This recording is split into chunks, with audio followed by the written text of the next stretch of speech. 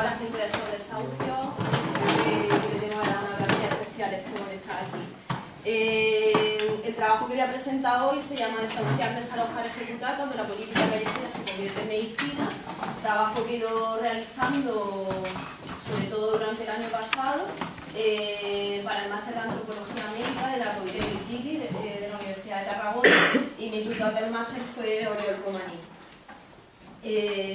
Bueno, esta va a ser la primera sesión de una propuesta que se hace desde la biblioteca, que se llama Compartiendo Saberes y Pareceres, y me parecía sugerente esta foto, que es sobre un invento que se hizo entre los años 20 y 70, que se llama el aislador, y lo describía su ideador como: aislando los ruidos de fuera, el trabajador puede concentrarse fácilmente en su tarea, ¿no? A veces la gente que estamos investigando sentimos un poco esta historia, ¿no? Que estás investigando de algo que para ti es importante, que te hace pensar un montón, pero que te cuesta compartir, y que además a lo mejor piensas que lo que estás aprendiendo, lo que estás descubriendo puede servirle también a otra serie de gente en los procesos en los que estamos de transformación social, ¿no? Gente con la que nos sentimos implicados. Entonces, bueno, un poco Compartiendo Saber y Pareceres se inició con esa idea de que la gente podamos traer pues, reflexiones, investigaciones o trabajos que estamos haciendo que creemos que contribuyen en un aprendizaje colectivo y en que nos pongamos todos en marcha para una transformación social, ¿no? Bueno, quiero decir que estoy un poquito nerviosa, que además hasta última hora he estado preparando la presentación, ¿no? Porque bueno, la presentación estaba como escrita para antropólogos y bueno, no me parecía un lenguaje como útil para el resto de la gente en muchos aspectos. Entonces puede ser que haya parte que lea, ¿vale? En un momento que me quede encasquillada y que tenga que leer. Vale, los objetivos de este trabajo eran tres. Por un lado, me interesaba conocer los mecanismos de control informal, y digo control informal porque no medía ninguna forma de coerción o de represión que sea evidente, que actúan las personas en una situación de impago de hipoteca. Y digo de hipoteca a priori porque, aunque parte de las conclusiones que saque también son extensibles a las personas que están a lo mejor en una situación de impago por alquiler o que están en una situación en la que no tienen vivienda, de entrada me apetecía centrarme en el punto de la hipoteca porque pensaba que estos mecanismos de control informal llevaban ligados de alguna forma al concepto de deuda.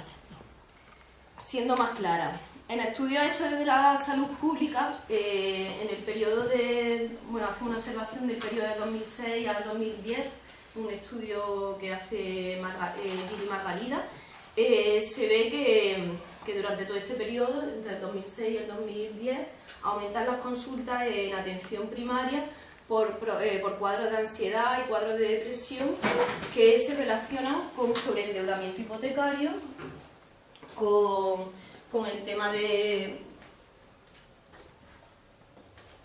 desempleo y con los problemas de los desahucios, ¿no?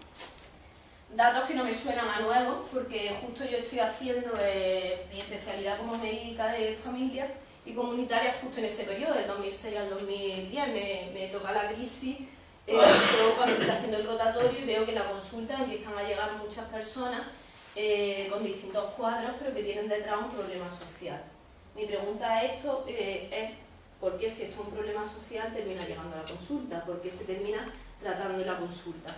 Esta es una pregunta que me lleva, pues que me hace sufrir durante todo el tiempo que estoy haciendo el MIR, que me lleva a hacer el máster de antropología médica, que me lleva a interesarme por la plataforma de estos desahucios, concretamente en este estudio, porque yo ya estaba participando de alguna manera ya en la plataforma de estos desahucios antes de empezar este estudio. Sí que ya me había acercado, había alguna foto que sale aquí de la charla de José Coy cuando vino, que fue en el 2011, yo ya había estado, y en algunas acciones de calle. Entonces, otra de las preguntas que me hacía yo como médica era de qué manera contribuyo yo a la perpetuación de este problema, ¿no? Al actuar sobre el síntoma. Si estoy actuando sobre el síntoma, si llega una persona, por ejemplo, con un cuadro de ansiedad o con una úlcera de estrés, yo lo que estoy poniendo un tratamiento, de alguna manera yo estoy contribuyendo a la perpetuación de eso, de qué otra manera podría actuar y tal. Vale, esto es que, bueno, esto por lo visto en antropología tiene una palabra que se llama medicalización y se lleva estudiando desde hace un montón de tiempo, ¿no? Que la medicalización, bueno, se habla de medicalización de la vida cotidiana, en medicación se habla de muchas cosas, ¿no? Pero en la medicalización de los problemas sociales se refiere a cuando un malestar social termina evolucionando a un problema médico o expresándose como un problema médico o psicológico y solo desde esa vía es tratado. Entonces,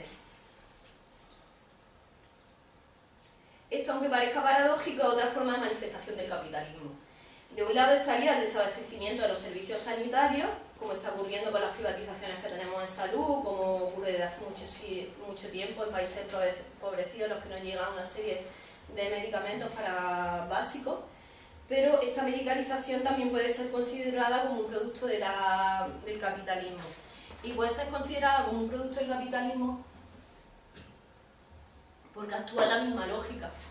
O sea, lo que primero se priman son los intereses económicos, aunque estos intereses estén contrapuestos a los propósitos sanitarios o a los criterios de buen vivir, ¿no? Aunque, de modo que como primer objetivo estaría este estudio, quería conocer las dinámicas por las cuales una persona amenazada de desahucio podía llegar a enfermar o suicidarse antes de acudir a una plataforma prohibiendo o incluso estando en ella. Realizando este estudio, que comenzó en enero del 2012, pues aconteció desgraciadamente la muerte de nuestro compañero Fran, y no solo la muerte de nuestro compañero Fran, que fue en febrero, sino que justo en ese periodo de tiempo se vieron, bueno, hubo varias noticias, bastantes noticias de suicidios, en los que el primer conocimiento que teníamos de que esas personas estaban en una situación de amenaza de desahucio fue la carta de suicidio. El segundo objetivo es un reconocimiento de cómo la plataforma se enfrenta a estos mecanismos de control. Porque Conrad, que es uno de las personas que más habla de la medicalización de los problemas sociales, decía que los ejemplos más exitosos de revertir este proceso de medicalización eran precisamente cuando el problema se convertía en un problema político y cuando se convertía en parte de la agenda de un movimiento social. Y el tercer objetivo sería, a partir de la descripción de los otros dos objetivos, tejer una serie de lazos de solidaridad con las personas que están amenazadas de desahucio.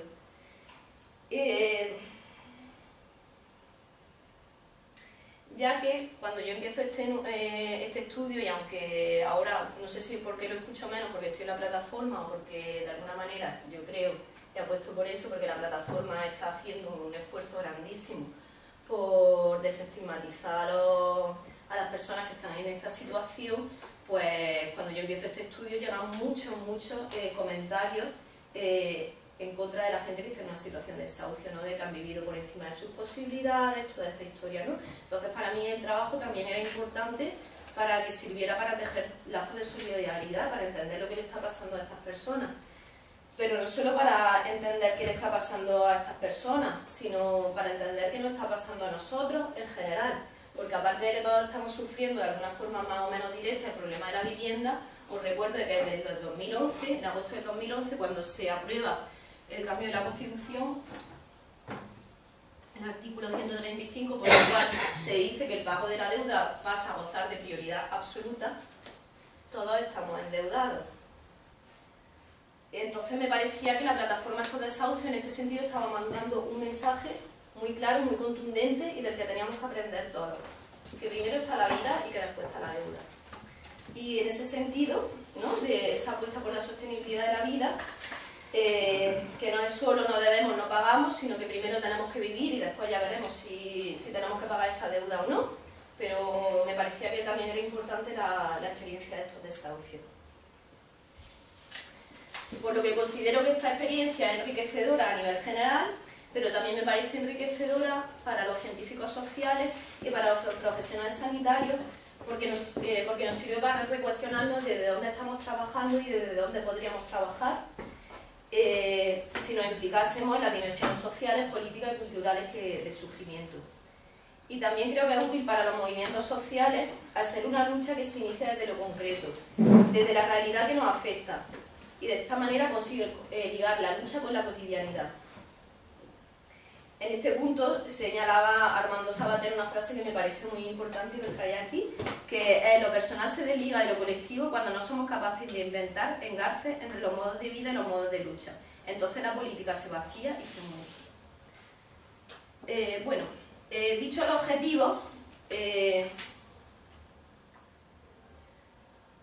de decir que al enfocarse el trabajo en desenmascarar estos procesos de medicalización y justo como la plataforma también consigue actuar como un frente contra esta medicalización, pues me enfrento con una dificultad que no es moco de pavo, que es que vivimos en una sociedad que está ampliamente medicalizada, es decir, tengo que explicaros criterios desmedicalizadores utilizando un lenguaje y utilizando unas lógicas que compartimos todas, que son muy medicalizadas.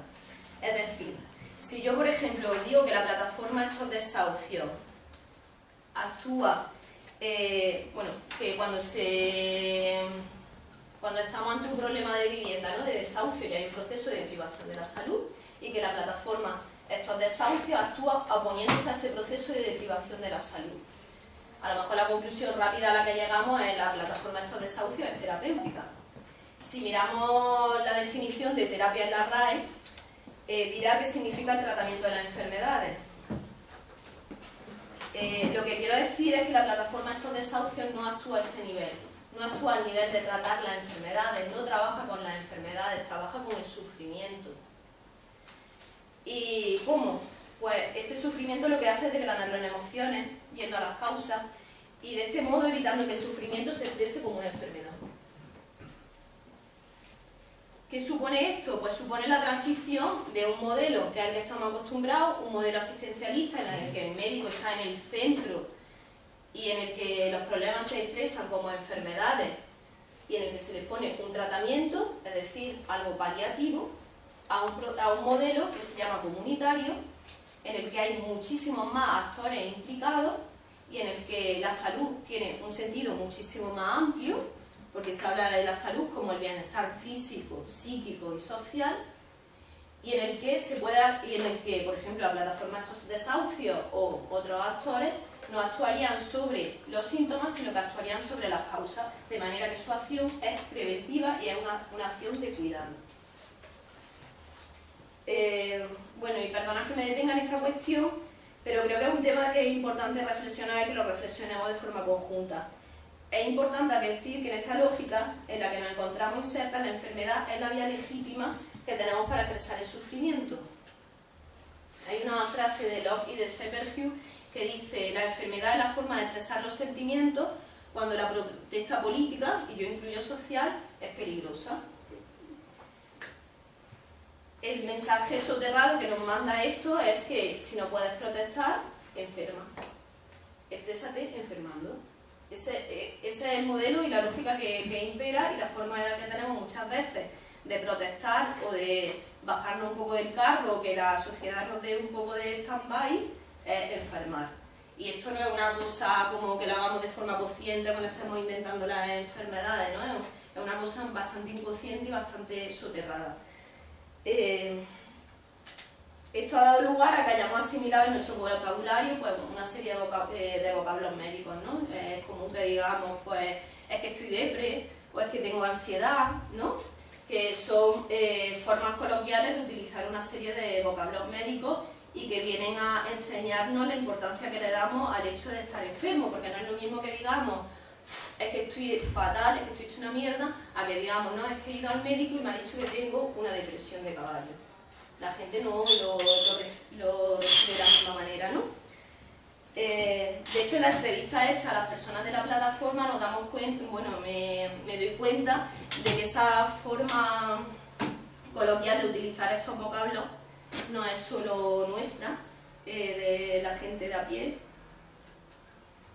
sino que también es nuestra, de los médicos. Porque aquí, por ejemplo, os voy a traer el comentario de una compañera, ¿no? Entonces, este psiquiatra me mandó un tratamiento. Me dijo que no estaba, que ese mismo día me dio la alta clínica, porque no estaba, como dijo, no tenía una enfermedad mental. Entonces, como no tenía una enfermedad mental, sino que un problema social, pues que nada, que me mandaba ese tratamiento para que yo me relajara un poco y me tranquilizara, porque claro, tenía ansiedad, tenía depresión, y que a raíz de ahí fuera el médico de cabecera. Os puedo asegurar que si, ahí lo tengo guardado, porque si no la charla va a ser muy larga, pero que si miráramos los criterios del DSM-4-TR, que es el libro que utilizan los psiquiatras y mucha gente que trabaja con la salud mental, para ver cuáles son los criterios de una enfermedad mental, de una depresión o de una ansiedad, casi el 100% de las personas que están en la plataforma de estos desahucios, casi el 100%, y me atrevo a decir no solo los que están en la plataforma de estos desahucios porque están directamente amenazados de desahucio, sino mucha gente que colabora en la plataforma de estos desahucios tendría un diagnóstico de depresión y tendría un diagnóstico de enfermedad. Lo que me preocupa de ahí es que, bueno, exactamente con qué trabaja el con qué trabaja el DSM-4, ¿no? Y trabaja con comportamientos, o sea, lo que dice, bueno, si después queréis que lo veamos, ¿no? Suma 5 de 9 criterios que ponen, que es los que tiene que estar: que hayas perdido la apetencia por las cosas, que duermas demasiado poco, que te encuentres con sentimientos de culpa, que te encuentres con sentimientos de minusvaloración, ¿no? Entonces, en general lo que está hablando de comportamientos, ¿no? Si miramos también esa clasificación, que si no ahora la pongo, también veremos que no hace referencia nunca al origen, es decir, en el caso de duelo no hace nunca referencia al origen, ni origen social ni origen de nada. O sea, ¿por qué está en ese estado? Pues bueno, eso no es un criterio para hacer el diagnóstico ni diferenciar a unas personas de otras, de si el estado de ánimo se puede vincular a algo, ¿no? Pero es que además, exactamente, ¿qué aporta ese diagnóstico de depresión, ¿no? Dice, ¿qué le pasa a esta persona? Nada, que está deprimida, vale, que tiene una depresión. Me parecía como mucho más interesante, la respuesta que puede dar a esa pregunta una persona que está, por ejemplo, en estos desahucios, ¿no? A lo mejor dice, pues mira, a esta persona lo que le pasa es que ha perdido su empleo, o que con las nuevas reformas laborales que flexibilizan la forma de despido, ¿no? que le generan despidos express, los que han desaparecido los convenios colectivos y tal, pues esta persona se ha ido a la calle porque además estaba en el negocio de la construcción, que es una de las formas por las que ha apostado este Estado para el crecimiento económico, y que es una forma absolutamente limitada e insostenible, y entonces pues nada, se ha caído desde la construcción, está fuera. Y además es que tiene a lo mejor a un familiar que está en una situación de enfermedad o de demencia o lo que sea, y como la ley de la dependencia además también ha desaparecido, pues tiene que invertir más tiempo en casa, tiene que invertir más dinero. Entonces, como han disminuido los recursos, porque o no tiene trabajo, está en un trabajo precario, y además han aumentado en muchos casos los gastos, pues no tiene para pagar la hipoteca, o no tiene para pagar el alquiler, y le van a echar de su casa.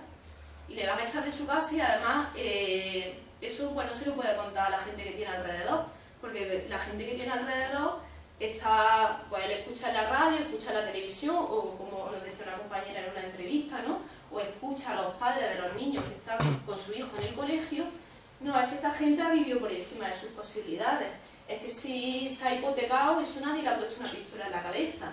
Entonces tú te quedas con ese sufrimiento dentro, te vas autoinculpando, porque si lo dice tanto la gente, alguna razón tendrá, y además vas diciéndote a ti mismo, Dios mío, ¿qué he hecho? ¿Cómo he colocado a mi familia en esta situación, en esta tesitura, ¿no? Creo que eso aporta mucho más que el diagnóstico de depresión. Pero, bueno, podemos emplear un recuento como hace, bueno, ahora el DES o también la Escuela Andaluza de Salud Pública, con la gente de la plataforma Estos Desahucios, está haciendo un recuento de las enfermedades que tienen todas las personas que están en la plataforma. Que, bueno, que como decimos que la enfermedad es la forma más legítima que tenemos de defendernos, de decir esto, oye, que está pasando algo importante, pues bueno, me parece una estrategia, que ahí está, no hay que por qué agotar, desperdiciar ninguna estrategia, ¿no? pero sí que me parecía interesante una reflexión que traía un compañero psiquiatra de Argentina, porque en el caso de las madres de la Plaza de Mayo, lo que pasó en toda la dictadura militar es que las tildaron de locas. Eran locas porque ellas se movilizaban y estaban en la calle y tal. Y él trae la conclusión de decir, bueno, vamos a ver, a veces desde postura de solidaridad con una serie de movimientos, pues intentamos hacer una denuncia del daño psicológico que ha hecho, por ejemplo, la dictadura militar, ¿no? Dice, pero ahí muchas veces también estamos invisibilizando que esos comportamientos no son una forma de enfermedad, sino que son una forma de resistencia. Y eso no tenemos que perderlo tampoco de vista. Así que aunque estos estudios puedan ser de alguna manera estratégicos y puedan ser de alguna manera interesantes porque generan cierta presión, mi trabajo no se ha centrado en esta línea porque creo que es importante advertir que desde el minuto 1 que se vinculan los intereses de control social y en muchos casos también económicos, porque aquí ya sabemos la relación que tienen los políticos con la inmobiliaria, y aquí se podría decir un comentario del primer ministro de Vivienda, con Franco, que fue Arrese, que decía que era un país de propietarios y no de proletarios. Pues desde el minuto 1 que se empieza a vincular los intereses de control social con el acceso a la vivienda, que es un bien de primera necesidad, es decir, y esto se hace favoreciendo que las personas accedan a la compra de vivienda y no accedan a los alquileres. Eso se hace de muchas maneras y se lleva haciendo 30 años, se lleva desfavoreciendo el alquiler. Si miramos desde los años 60 cómo ha ido disminuyendo el parking público de viviendas de alquiler y han ido aumentando las viviendas de venta, es una brutalidad. Se va generando la imagen de que el que alquila a una persona, bueno, que los que alquilan es que destrozan las casas, que son personas inestables, que se va creando un mito de que la persona que compra es una persona mucho más estable, una persona afianzada, esta idea de prestigio social relacionada con la propiedad. O sea, que la cultura de la propiedad que tanto utilizan ellos, en realidad es algo que han creado ellos. Y a la vez se va favoreciendo con una serie de cuestiones económicas el que se compre. O sea, la compra degrada, el alquiler no degrada, los alquileres están por las nubes, cuestan muchas más veces que la mensualidad de la hipoteca. Entonces, bueno, tenemos que en este país, pues durante mucho tiempo, el acceso a la vivienda, que es un bien de primera necesidad, se ha interpretado como el acceso al crédito. Pero es que además desde el minuto 1 tenemos que sumar que esta vinculación se construye sobre un sistema moral, que Han en el libro, un libro que se llama Violencia y cuidado en el Chile neoliberal, va a llamar la moralidad contractual. Es decir, que consideramos que, o sea, lo que nos viene a decir el sistema capitalista es que nosotros somos individuos independientes, autónomos, libres e iguales, que nos relacionamos con otras personas a través de relaciones de intercambio, de contratos que además hacemos de forma absolutamente voluntaria y siguiendo la lógica de la elección racional. Eso es un poco como, según el sistema capitalista, cómo funcionamos, ¿no? Entonces, de modo que si alguien deja de decidir hipotecarse es porque quiere, nadie le ha puesto una pistola en la cabeza. Y si deja de pagar es porque lo pensó con la cabeza cuando se hipotecó, o bien porque se ha dejado llevar por el afán de esto de la cultura de la propiedad, o bien porque ha vivido por encima de sus posibilidades, o simplemente porque no quiere pagar. ¿Qué invisibiliza todo esto? ¿Qué invisibiliza el hecho de poner la responsabilidad absoluta sobre el individuo? Pues que la responsabilidad que tiene el Estado detrás de las políticas de vivienda y detrás de las políticas de empleo, entre otras cosas.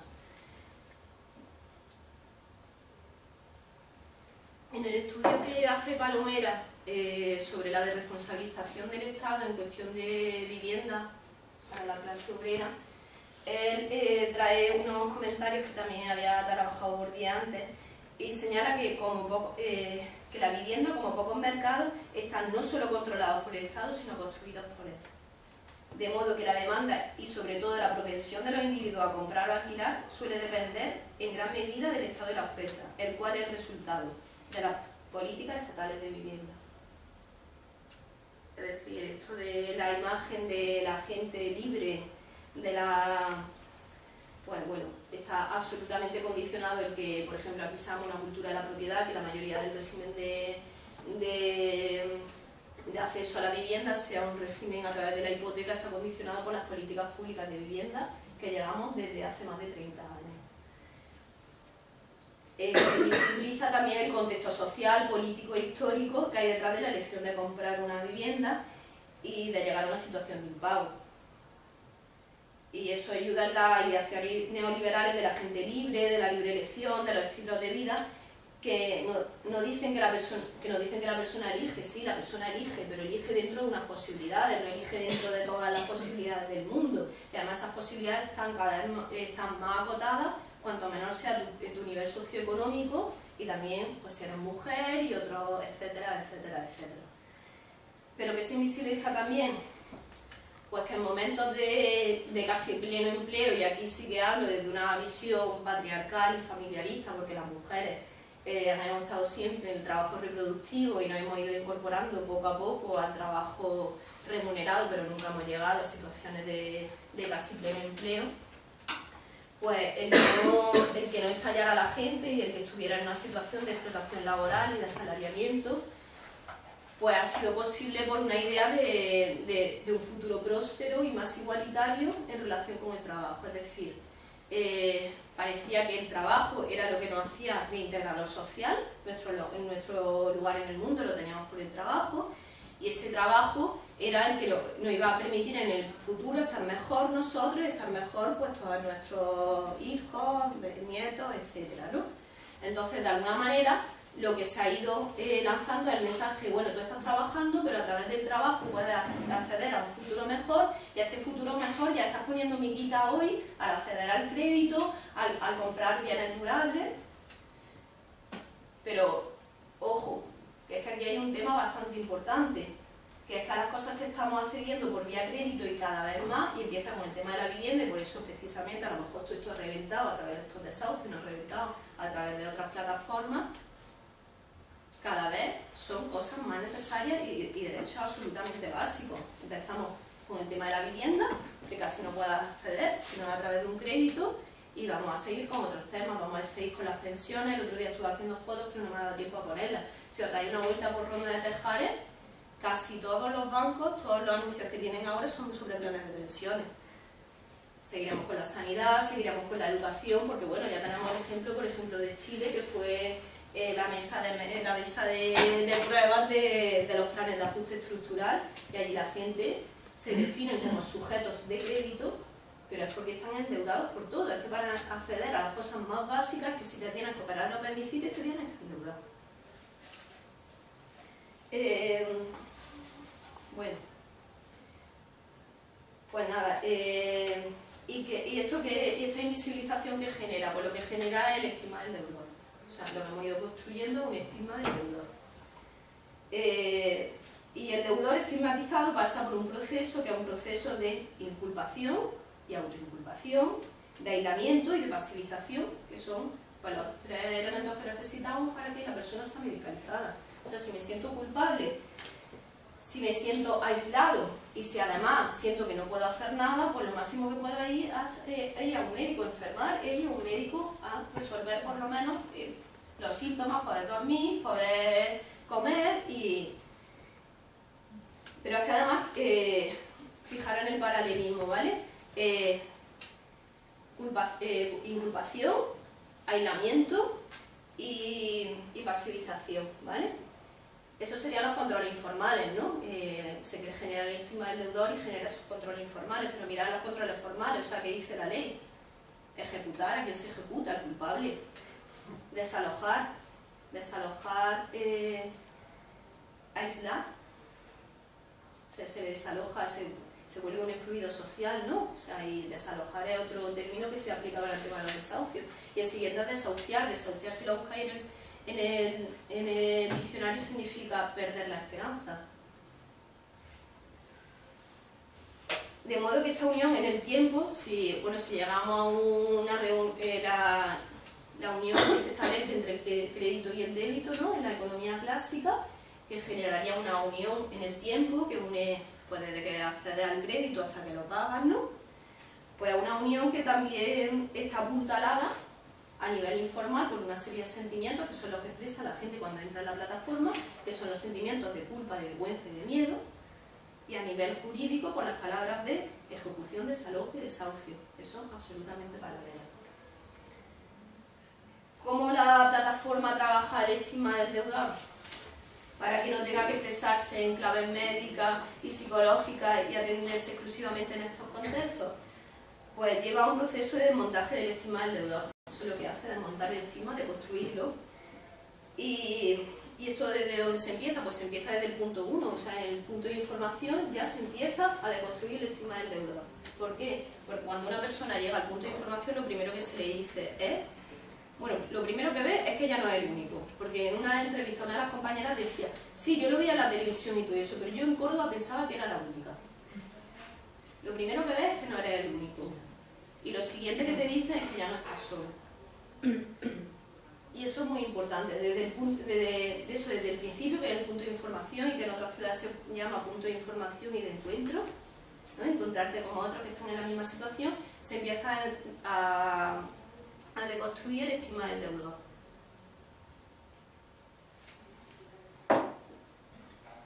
Pero esto ya continúa en toda la plataforma, ¿no? Porque la plataforma continúa de forma transversal en todos los espacios de encuentro que tenemos, pero continúa sobre todo en los grupos que nosotros le llamamos GAYAM, porque es el grupo de afinidad y apoyo mutuo. Y que se encuentran en la GAYAM, pues se encuentran a mucha gente que cuenta su misma historia. Como dice una compañera, eso que dice, es que cuentan tu misma historia, tus mismas palabras, es que le han hecho lo mismo, es que a todos los banqueros parece que le han dado el mismo discurso, es que a todos nos han hecho pasar por lo mismo, tienen unas experiencias muy similares en la familia, tienen unas experiencias carenciales muy similares y además tienen unas emociones muy, muy similares. Eso de no hablar de enfermedades, ¿qué te pasa a ti? Que estoy depre, que estoy ansioso, no. Ni hablar de que estoy sufriendo mucho, sino de hablar de emociones, o sea, esa desabstracción del sufrimiento, que son las emociones, porque las emociones hablan de situaciones concretas y hablan de relaciones concretas, son muy importantes que las personas se encuentren en esos sentimientos de culpa, de vergüenza y de miedo. Oye, ¿por qué sentimos esto? Y en el por qué sentimos esto empiezan a resignificar lo que está pasando. Ah, pues esto no es justo lo que te están haciendo a ti, pero es que también me lo están haciendo a mí. Esa resignificación es muy importante porque pasamos de un discurso global que está hablando de la moralidad del deudor a decir, oye, que aquí hay que hablar de muchas cosas más. Primero tenemos que hablar de la vivienda. Esto no es solo un problema de deuda, es un problema de vivienda. La vivienda es un derecho básico, así que vamos a hablar primero de la vivienda y después hablaremos de la deuda. Después no solo hablan de la moralidad del deudor, hablan también de la moralidad del Estado, de la moralidad de los banqueros, hablan de la moralidad incluso de la propiedad, de que haya casas sin gente y gente sin casas, ¿no? Y esto sirve para, primero, desidentificarse con el discurso hegemónico, desafeccionarse, o sea, no sentir ya esos sentimientos y pasar a unos sentimientos más de indignación. Y después para resignificar lo que está pasando y poner en marcha otras prácticas que son la atención política colectiva y socialización de los cuidados.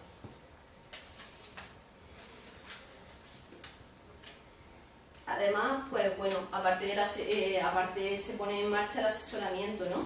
Que se consigue también debilitar el miedo porque mucha parte de este miedo surge del desconocimiento. Entonces, cuando nos enteramos de lo que está pasando, cuando ya lo ubicamos más, cuando podemos poner en práctica unas estrategias comunes, pues parte de ese miedo desaparece. Bueno, y ya pasamos esta sería como el resultado de esta primera parte, cómo se medicaliza a las personas y cómo la plataforma estos desahucios consigue medicalizarlas concretamente con la idea del estigma del deudor, pero pasamos a otro punto, o sea, las personas están en la plataforma de estos desahucios y siguen sufriendo y siguen teniendo muchísimos problemas, ¿no? Bueno, esto que se me ha olvidado.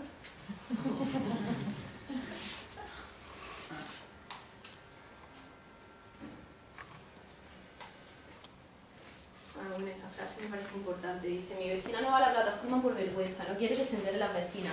Tus vecinas te pueden ayudar, pero no te pueden arreglar el problema. Y menos si no los cuentas porque coges depresión.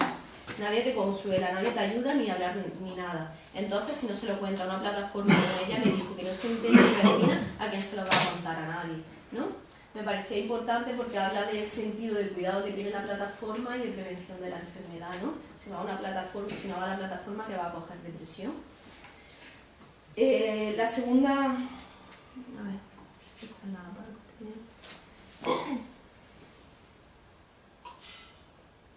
Desmontado el estima del deudor, pues la gente dice, es una compañera de la plataforma, dice, yo entiendo este problema como el antes y el después de estar en la plataforma, ¿no? Entonces pasamos de un problema, que es lo que dijo José Coy en el libro de Vida hipotecada, que es vivido como un problema íntimo, que se vive en la esfera de lo privado, a un problema social, pero seguimos con un problema, seguimos con un problema bastante serio.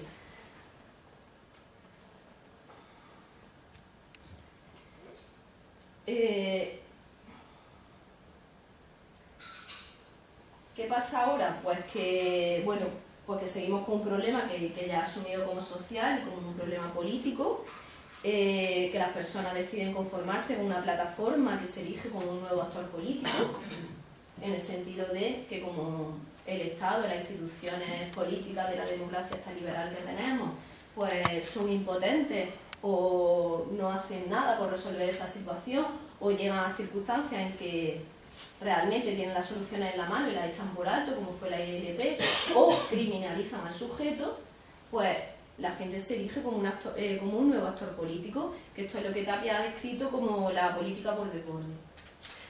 Y en este momento en el que estamos como actores políticos, pues sigue habiendo pues una materialización de las necesidades, o sea, las personas cuando llegan a una situación de no poder pagar la hipoteca, previamente muchas veces han agotado muchos de los recursos económicos que tenían, han llegado a agotar muchas veces o sienten que han agotado los recursos sociales que tenían, porque han acudido ya mucho a la familia, porque han acudido mucho ya a los amigos, y además una situación de absoluta incertidumbre, porque vivimos en un panorama de precarización en el que hay un montón de paros, en el que no sabes si te van a llamar o no te van a llamar.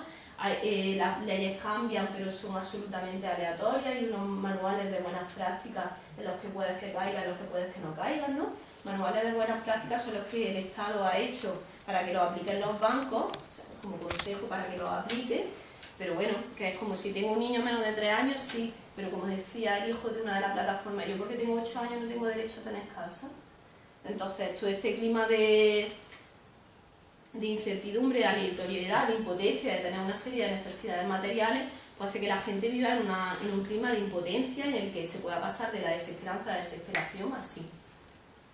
Y esta es la segunda estrategia, esto es otra herramienta de medicalización, y cómo actuaría la plataforma estos desahucios invirtiendo esta lógica.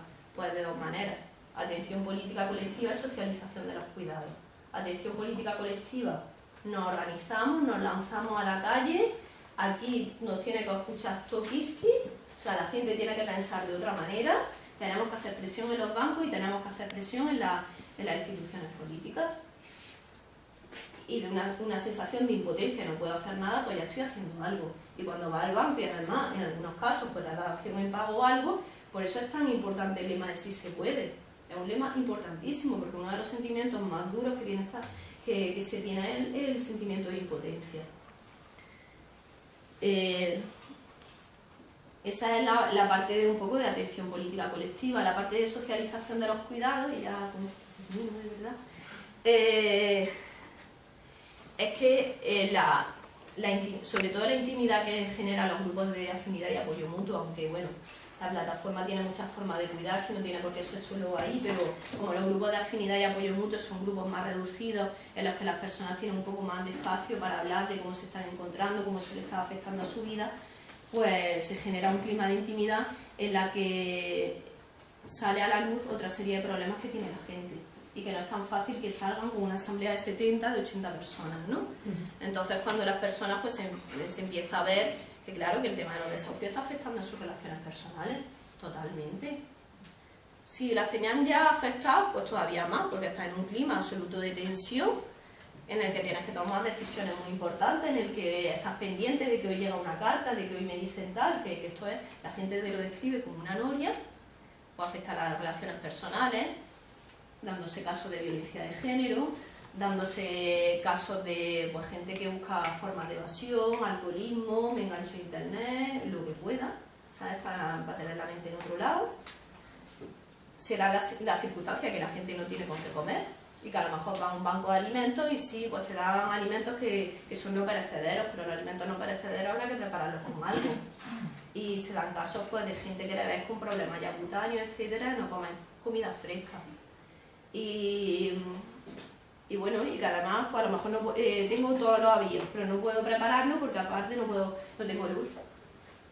No tengo luz, no tengo gas, o los 10 últimos días del mes me los paso sin luz, con todos los problemas que esto conlleva, ¿no? Porque si tienes una máquina con la que tienes que respirar, o tienes una serie de cosas que tengas que enchufar, o tienes niños pequeños que necesiten lavarse con agua caliente, aunque todos lo necesitamos, pero para ellos más, ¿no? Bueno, todos estos problemas, ¿no? Entonces, lo interesante que son los grupos de apoyo son precisamente para esto, para ver, porque se ven las necesidades y sobre esas necesidades se puede trabajar y porque se ve cuando la gente está en cada momento, ¿no? Se ve por eso, porque os digo que la gente sube y baja, porque estamos en una lucha, que es una lucha larga, pues la gente sube y baja, ¿no? Entonces dice una compañera, somos como una gran familia.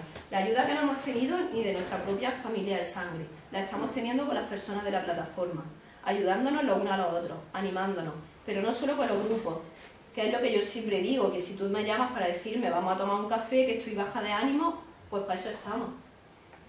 Con quien más me llamo, por ejemplo, y dice otra compañera, con ella y con su marido he cogido una relación que creo que ni mi propia sangre. Ella coge el teléfono y le escucho, hola, ¿cómo estás? Y ya sé cómo está, con decirme hola. Yo ya sé cómo está, pero es porque tiene una continuidad, porque tiene una relación con una persona más allá, que tú llegas a un momento que sabes si está bien o no está bien. Para eso sirven los grupos de apoyo, para con una continuidad ir conociendo a las personas y ver hasta qué punto está bien o no, o si necesita un poco más de ayuda o no. Entonces un psiquiatra o un psicólogo no lo va a detectar, porque te va a dar un medicamento, porque de hecho Fran creo que estaba en tratamiento. Bueno, pues conocer también estas necesidades ha permitido que se ponga en marcha un banco autogestionado de alimentos, por ejemplo, y bueno, y también permite que la gente en todo esto, pues dentro de la plataforma, ya que nuestra forma de integración social, he dicho antes que muchas veces era el trabajo y que hemos perdido esa forma de integración social, pues encontremos otro significado, otra utilidad social que sea dentro de la plataforma, ayudando a otros y luchando con otros, ¿no? Y por eso cuando entras en la plataforma lo que te dicen, no preguntes lo que la plataforma puede hacer por ti, sino qué puedes hacer tú por la plataforma. Y por eso un compañero que tiene 6 años y que está en la plataforma, cuando le preguntaron qué es un desahucio, pues dijo, un desahucio es ayudar a la gente. Y bueno, ya no voy a decir más y ya si quieren me preguntan. Muchas gracias. O abrir el debate, habláis entre vosotros. Lo siento, no he podido hablar.